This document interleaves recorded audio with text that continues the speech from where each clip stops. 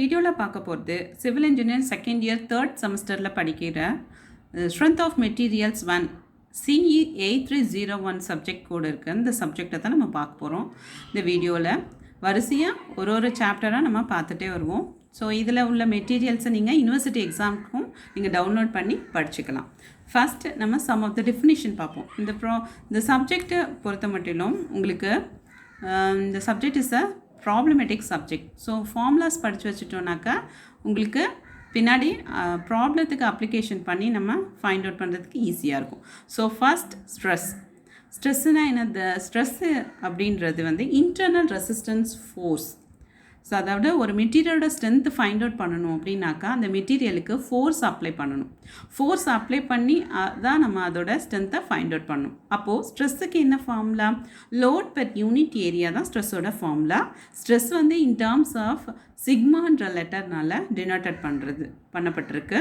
Plus இதோட unit என்ன அப்படின்னு பார்த்தீங்கன்னா நியூட்டன் பர் mm ஸ்கொயர் தான் இதோட யூனிட். நெக்ஸ்ட் நம்ம என்ன பார்க்குறோன்னா types of stresses.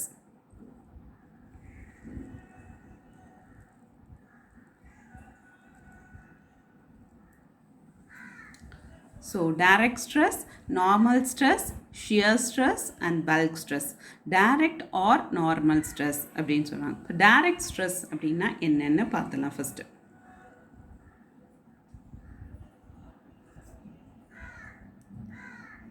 Direct stress ஒரு ஃபோர்ஸுன்றதை அப்ளை பண்ணி தான் நம்ம ஸ்ட்ரெஸ்ஸை ஃபைண்ட் அவுட் பண்ண முடியும்.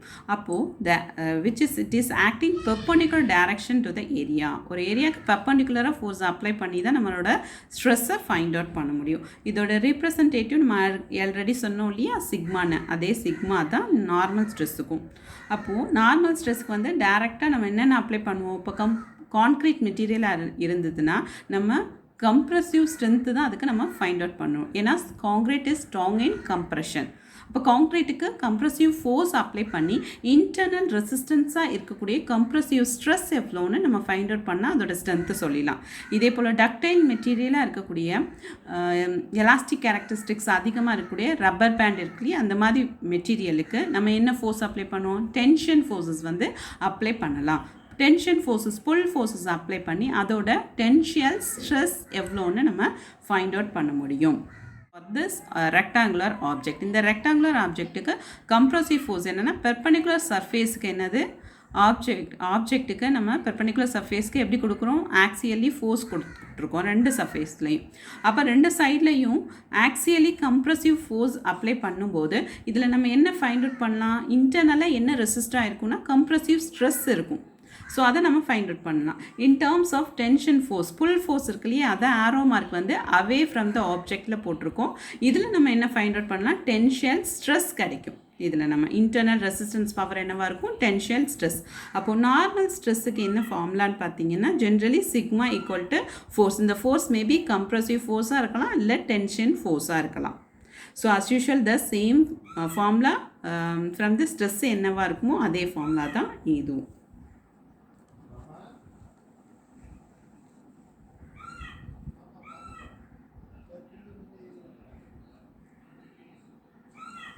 Next one is a shear stress. So shear stress அப்படின்னாக்கா உங்களுக்கு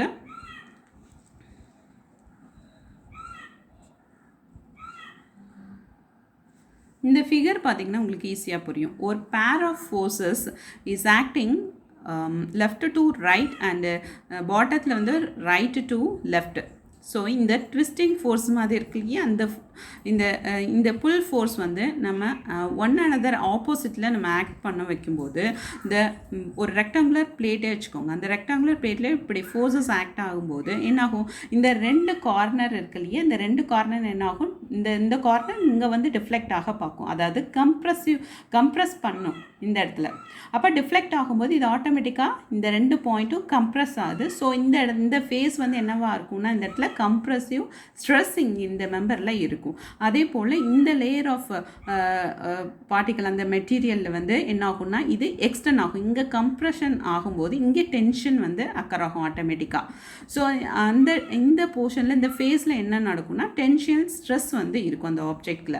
அப்போது ஒரு நார்மல் ஃபேஸ்லேருந்து இந்த மெட்டீரியல் வந்து டிஃப்ளெக்ட் ஆகும்போது ஆட்டோமேட்டிக்காக இங்கே ஒரு ஆங்கிள் ஃபார்மேஷன் நடக்குது, அதே போல் இங்கே ஒரு டிஃப்ளெக்ஷனும் ஃபார்ம் ஆகும் இல்லையா. அப்போது ஒரு மெட்டீரியல் வந்து ஃபோர்ஸ் அப்ளை பண்ணும்போது இது ஷியர் ஆகுது.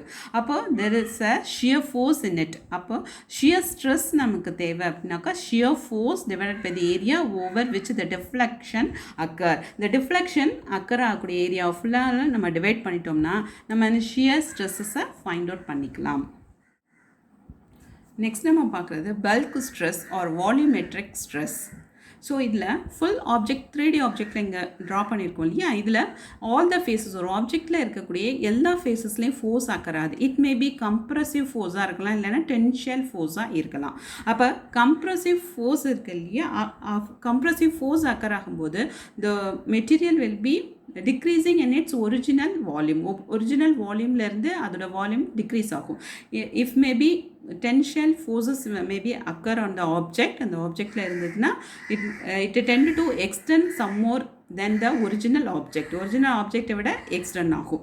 அப்போது நம்ம இதில் variation of volume changes occur ஆகுது இல்லையா, அப்போது அது நம்ம வந்து பல்க் ஸ்ட்ரெஸ்ஸஸ்ன்னு சொல்கிறோம். அந்த ஸ்ட்ரெஸ்ஸஸை we can find out as usual the formula of force per the unit area. இதான் வந்து volumetric stress or bulk stress. Next நம்ம பார்க்க போகிறது strain. So strain is the response of a system to a applied stress. So ஸ்ட்ரெயின்ன்றது application of ஸ்ட்ரெஸ்ஸுக்கான response தான் வந்து strain அப்படின்னு சொல்கிறோம். ஏன்னா ஒரு ஃபோர்ஸ் அப்ளை பண்ணும்போது இன்டர்னல் ரெசிஸ்டன்ஸ் பண்ணுறதுக்காக ஒரு இன்டர்னல் ஃபோர்ஸஸ் உண்டாகிறது தான் நம்ம ஸ்ட்ரெஸ்ன்னு சொல்கிறோம். அப்படி இன்டர்னல் ரெசிஸ்டன்ஸ் ஃபோர்ஸ் இன்டர்னலாக அந்த ஆப்ஜெக்டில் க்ரியேட் ஆகும்போது there is a change in dimension அக்கறாது இல்லையா. அப்போ சேஞ்ச் இன் டைமென்ஷன் அக்கறாது தான் நம்ம என்னன்னு சொல்கிறோம், ஸ்ட்ரெயின்னு சொல்கிறோம். ஒரு ஸ்ட்ரெயின் ஆகுது ஓகேவா. அந்த ஸ்ட்ரெயின் வந்து என்ன க்ரியேட் பண்ணுன்னா change in dimension of the ஆப்ஜெக்டை க்ரியேட் பண்ணும். அப்போது ஸ்ட்ரெயின் யூஸ்வலாக நம்ம என்ன ஃபார்மில் நம்ம வந்து யூஸ் பண்ணுவோம் அப்படின்னு பார்த்தீங்கன்னா, நெக்ஸ்ட் பார்க்குறோம் ஸ்ட்ரெயின்னா என்ன அப்படின்னு பார்த்தீங்கன்னா, இதோட ஜென்ரல் ஃபார்முலா வந்து டெல்டா எல் பை எல். அதுதான் change in length by the original length. இதோட டினோட்டட் லெட்டர் என்னென்னா எப்சிலாங் அப்படின்னு சொல்கிறோம் இல்லையா. ஸ்ட்ரெயின்ன்றனால பாடியில் சேஞ்ச் அக்கறாது. அந்த சேஞ்ச் இன் டேர்ம்ஸ் ஆஃப் லென்த்தாக இருக்கலாம், வித்தாக இருக்கலாம், வால்யூமாக இருக்கலாம். So anyway the change in the position or the length divided by the original length is known as the strain.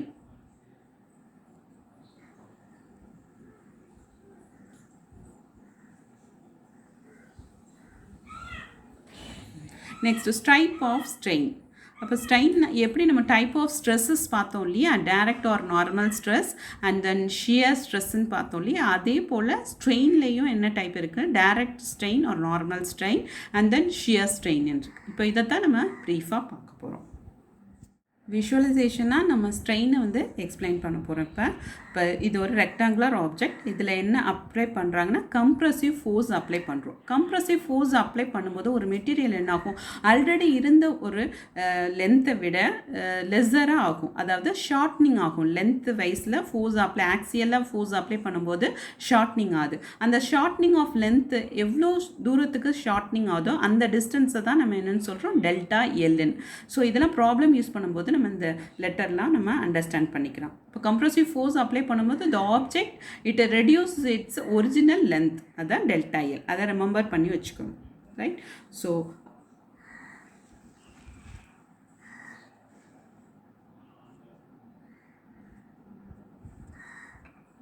இப்போ compressive strain produces in a body decreases in its length. இதை நல்லா remember பண்ணி வச்சுக்கணும். So epsilon is equal to delta L by L. So just definition கேட்டால் இதை சொன்னால் இதை எழுதினாவே போதும். Tensile strain. இப்போது டென்ஷன் ஃபோர்ஸ் இதே ரெக்டாங்குலர் ஆப்ஜெக்ட், இதில் புல் ஃபோர்ஸஸ் அப்ளை பண்ணுறோம். இப்போ புல் ஃபோர்ஸஸ் ரெண்டு இதுலேயும் அவே ஃப்ரம் த ஆப்ஜெக்ட், அதாவது ரப்பர் பேண்ட் இருக்கு இல்லையா, ரப்பர் பேண்டில் என்ன செய்வோம், இப்படி ஸ்டிச் பண்ணி நம்ம ஃபோர்ஸை வந்து ஸ்டிச் பண்ணி பார்ப்போம், அந்த மெட்டீரியலை ஸ்டிச் பண்ணுவோம். அப்போ மெட்டீரியலில் ஃபோர்ஸ் அப்ளை பண்ணுறோம் அவே ஃப்ரம் த ஆப்ஜெக்ட்லேருந்து வெளியே விட்டு இழுக்கிறோம். இப்போ இழுக்கும்போது டெல்டா எல் ஃபார்ம் ஆகுது. அந்த டெல்டா எல் இப்போ டென்ஷியல் ஸ்ட்ரெயின் எப்படி இருக்கும் ஃபார்முலா அப்படின்னு பார்த்தீங்கன்னா, epsilon is equal to change in length by the original length, decreases or increases the same formula for the strain. இப்போ shear strain பார்க்குறோம். நெக்ஸ்ட் டைப் வந்து டைப் ஆஃப் ஸ்ட்ரெயினில் shear strain. ஸோ இதே போல் ரெக்டாங்குலர் ஆப்ஜெக்ட் இந்த force வந்து in terms of கார்னரில் force apply ஆச்சுன்னு வச்சுக்கோங்க. அப்போ இந்த ஆப்ஜெக்ட் என்ன ஆகும், ஜஸ்ட் டில்ட் ஆகும் ஆர் ஸ்லிப் ஆகும்.